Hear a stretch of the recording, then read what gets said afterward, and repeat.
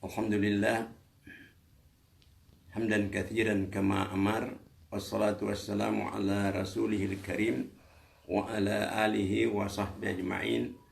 Qala Allah ta'ala fil Qur'anil Karim, a'udzu billahi samiil 'alim minasy syaithanir rajim, wa'tasimu bihablillahi jami'an wa la tafarraqu wa dzkuru ni'matallahi 'alaikum idh kuntum a'da'an fa'alafa baina qulubikum fa asbahtum bi ni'matihi ikhwana wa kuntum ala syafa hufratin minan nari fa anqadhakum minha kadzalika yubayyinu Allahu lakum ayatihi la'allakum tahtadun. Syukur alhamdulillah karena dengan rahmat Allah pada hari yang mulia ini, pada 10 Muharram, kita dapat bertemu kembali pada siaran langsung tafsir Al-Quran. Pada kesempatan ini, baiklah kita mengenang, karena 10 Muharram ini peristiwa dalam sejarah sangat banyak, tapi satu yang paling terkenang ialah kesyahidan Imam Hussein. Peristiwa pada 10 Muharram tahun 61 Hijrah. 10 Muharram tahun 61 Hijrah, peristiwa Karbala. Cuma sayang saat sekarang ini kalau kita mengenang Imam Hussein, sudah banyak fitnah yang keluar. Padahal kalau kita buka Al-Quran, maka dalam Al-Quran Allah Subhanahu wa ta'ala menyatakan wa'tasimu bihablillahi jami'a wa la tafarraqu.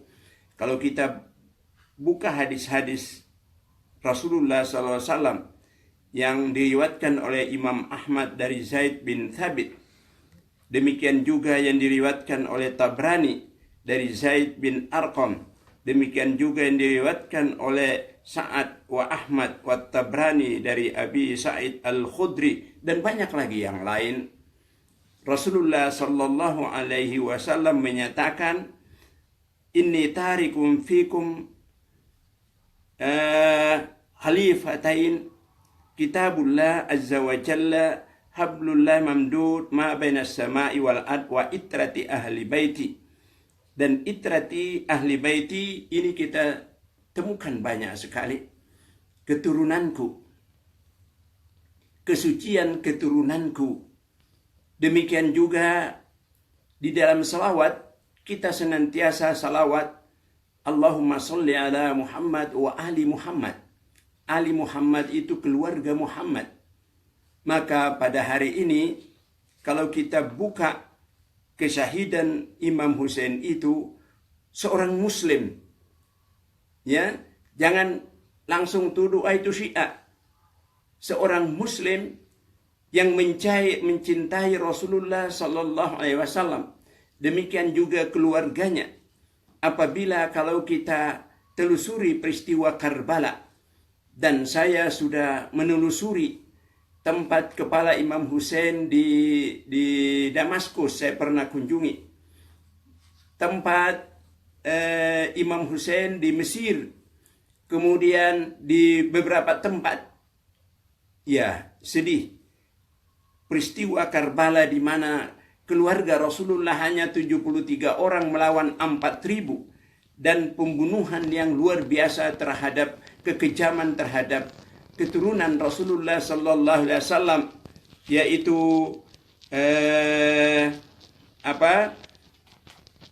Gubernur Kufa Ubaidillah bin Ziyad di bawah perintah Yazid bin Muawiyah.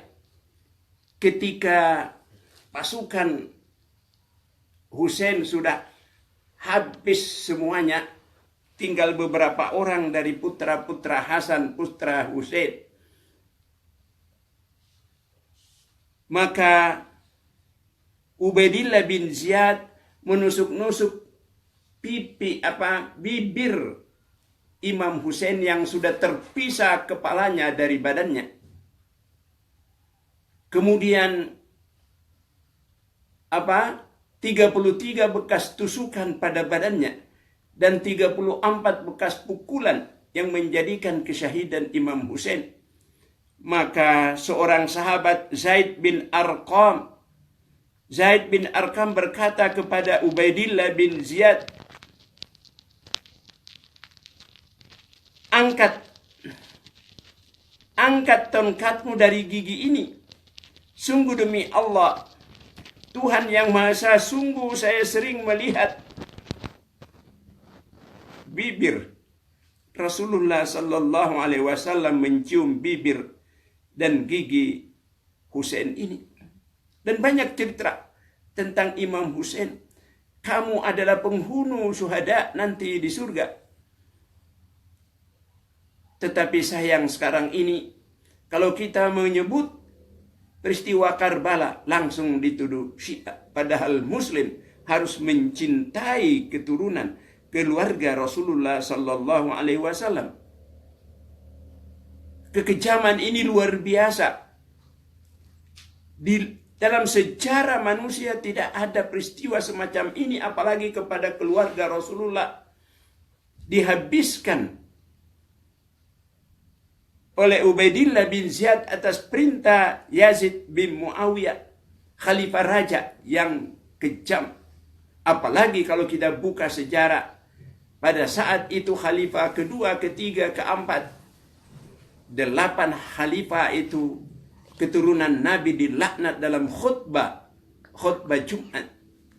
Ini luar biasa.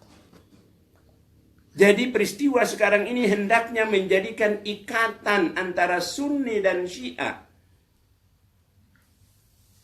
bahwa keluarga Rasulullah sallallahu alaihi wasallam adalah orang yang harus dihormati. Keluarga Rasulullah orang yang harus dicintai, bukan dibunuh.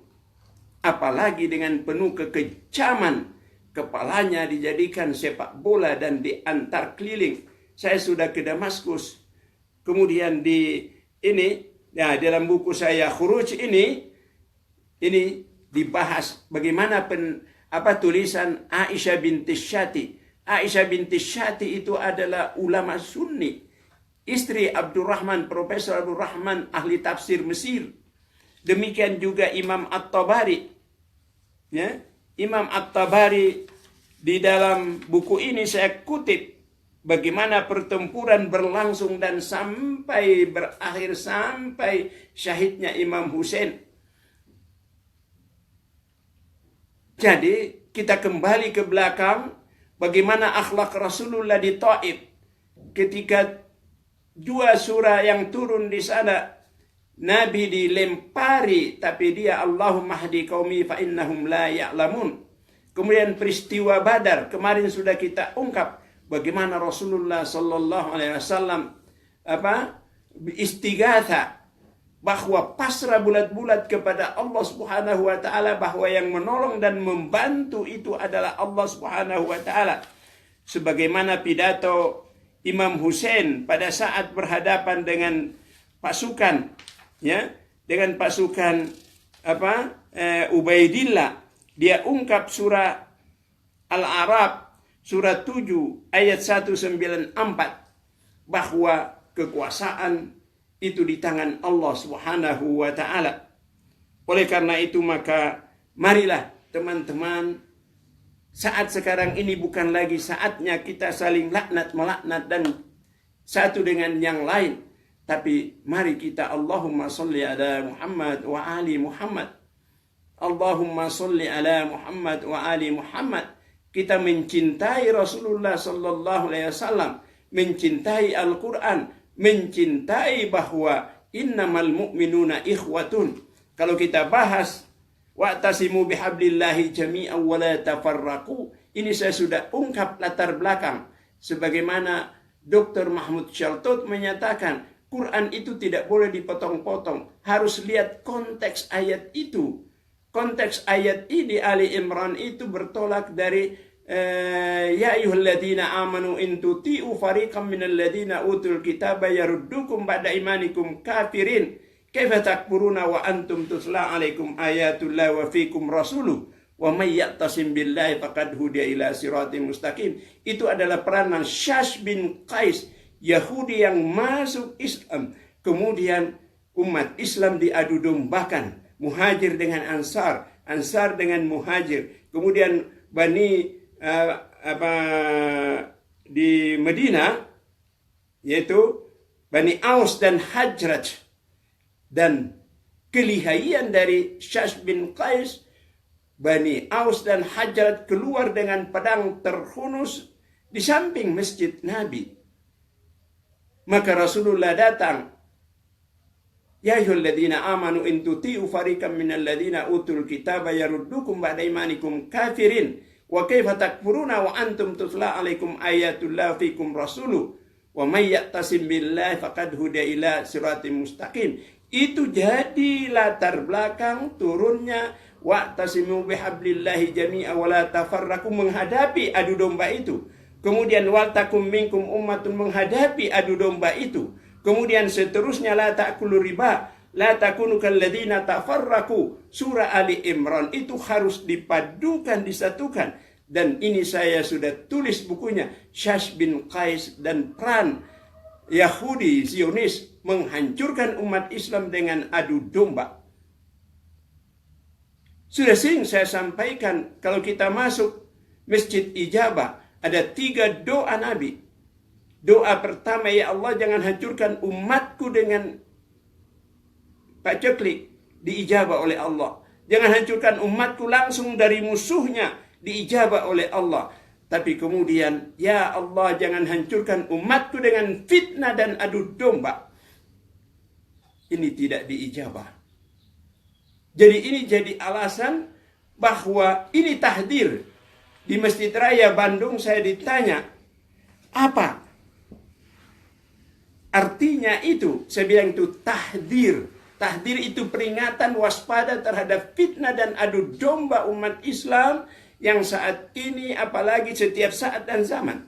Dr. Muhammad Shalto dalam tafsirnya, Syash bin Qais akan muncul setiap tempat dan zaman yang kerjanya adalah beta hoax, adu domba, mengadu dombakan umat Islam di seluruh dunia dalam rangka bisa mengendalikan umat Islam dan memecah belahkan umat Islam. Oleh karena itu, maka wa'tasimu bihablillahi jami'a wa la tafarraqu. Kemudian wal takum minkum ummatun, umat. Umat itu adalah satu, punya pemimpin. Dan masjid jangan dijadikan tempat memfitnah dan mengadu dombakan, mengkafirkan orang lain. Jadi dalam 10 Muharram ini, mari kita umat Islam di seluruh dunia hendaknya memahami Al-Quran, mempelajari Al-Quran. Jangan hanya karena mencintai Ahlul Bait seperti Imam Syafi'i langsung dituduh macam-macam. Imam At-Tabari karena mencintai Ahlul Bait langsung disingkirkan. Kemudian siapa lagi? Nasai, demikian juga Tirmizi. Padahal itu rawi-rawi sunni. Tapi karena sedikit saja dalam bukunya mengungkap kemuliaan Ali bin Abi Thalib, mengungkap kemuliaan Ahlul Bait, itu langsung disingkirkan dan dicap macam-macam.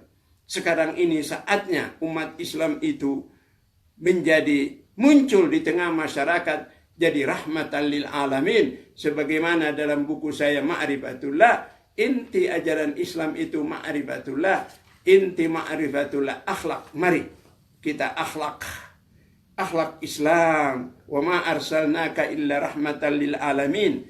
Kemudian inti akhlak silaturrahim, jaga silaturrahim. Hanya karena beda faham sudah langsung silaturrahim putus. La yadkhulul jannah qati. Kemudian inti inna afdalal a'mal idkhalus surur fi qulubil ikhwan. Amal yang paling utama adalah menggembirakan orang lain, apalagi sesama muslim, bukan saling laknat melaknat, bukan saling mengkafirkan satu dengan yang lain. Karena dalam hadis, siapa yang mengkafirkan orang lain, dia yang lebih dahulu mengkafirkan. Padahal kita sama-sama, Qur'annya sama, syahadatnya sama, hajinya sama, tapi saling mengkafirkan satu dengan yang lain. Mari kita pada bulan yang mulia ini, di bulan Muharram ini, mari kita jadikan peristiwa Karbala itu sebagai pusat ukhuwah dan wahda Islamiyah serta menjalin silaturrahim. Sadaqallahul adzim. Assalamualaikum warahmatullahi wabarakatuh.